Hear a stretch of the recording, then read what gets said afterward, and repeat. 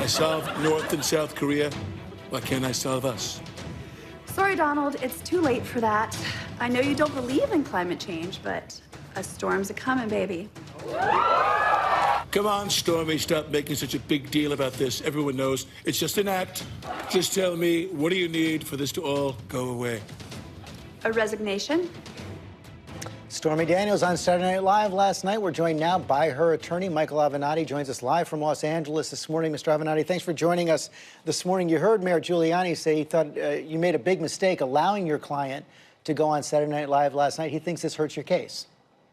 No, I think that's ridiculous. I mean, Donald Trump went on Saturday Night Live during the election. I don't think it hurt our case at all. But I just want to make sure, George, did that interview just happen? I mean, I'm not being spoofed, right? You heard the whole thing. What's your reaction? Well, it's an absolute unmitigated disaster for Rudy Giuliani and the president. It's a train wreck.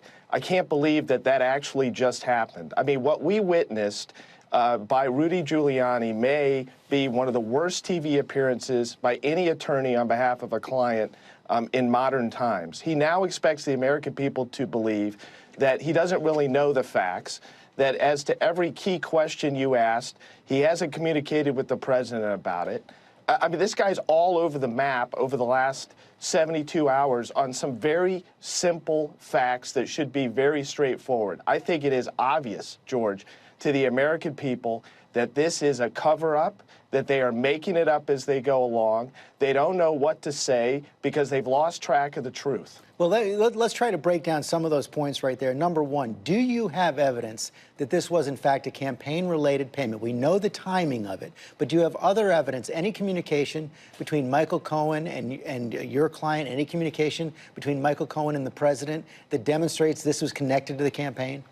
There is significant amount of evidence. There is no question that this had everything to do with the campaign. In fact, if you go back and replay that interview, and that will be done, I'm confident, and if you look at the answers, you're going to find an inconsistency with what Rudy Giuliani just told you. Early in the interview, he told you it had nothing to do with the campaign. Later in the interview, you asked him if there was going to be inconsistencies between Michael Cohen's testimony and Donald Trump, and he equivocated. He basically said that, well, it may have had something to do with the campaign, but it also had to do with personal issues. There's no question this had everything to do with the campaign. You can look at the timing associated with the payment. The president could have paid this money, or Michael Cohen could have paid the money or negotiated this in 2007, 8, 9, 10, 11, but the point, 12, 13. Let me stop you there, though, because one of the points that Rudy Giuliani made was that it was your client who was pressing for it during the campaign because that's when it was most valuable.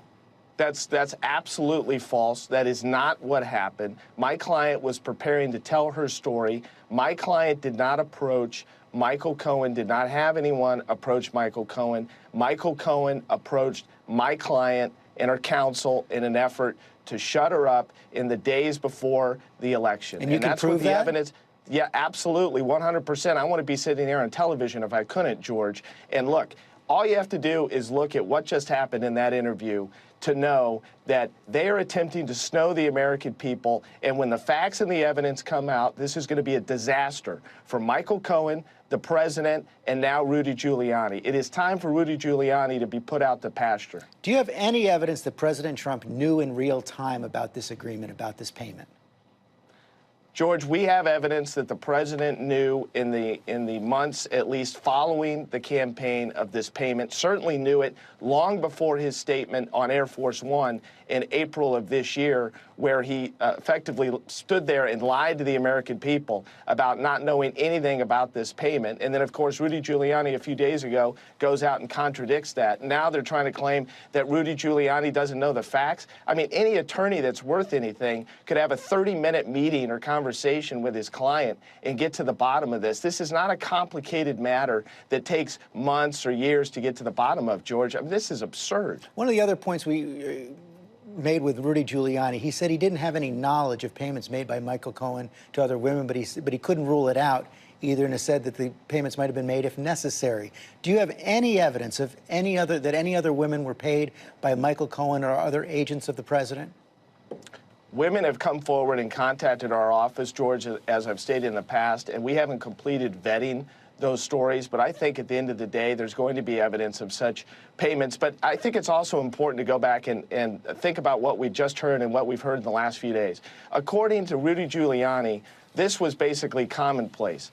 The president had effectively an extramarital affair slush fund that was administered by Michael Cohen, and that he would just be expected to take care of these things. They were a regular occurrence. I mean, that in and of itself should be very disturbing. Most people of means, most people of wealth and celebrity, they don't have extramarital affair slush funds, and the suggestion is insulting. That may be, but in this case, isn't it possible that that would actually help the president's case in showing that if he did indeed make other payments not connected to the campaign, that this was a regular occurrence for him, and so this was just a pattern of practice for him, and it was not connected to the campaign?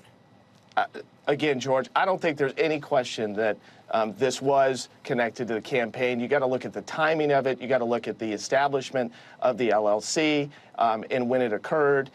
I mean, look, what they're trying to sell the American people is just not believable, and they can't even keep their facts straight or their lies straight. A few weeks back, you put out that computer disk that you then did not reveal. I'm going to show that to our viewers right there. There we see it right there. If the picture's worth 1,000 words, how many words is this worth? What is in that disk, and when will you release it? Well, George, I'm not going to disclose right now what's on the disk, and we're going to be strategic and thoughtful about what evidence we're going to reveal and when. I mean, we've got a piece of litigation that we're in the middle of, and I think that thus far over the last few months, our batting average is pretty high.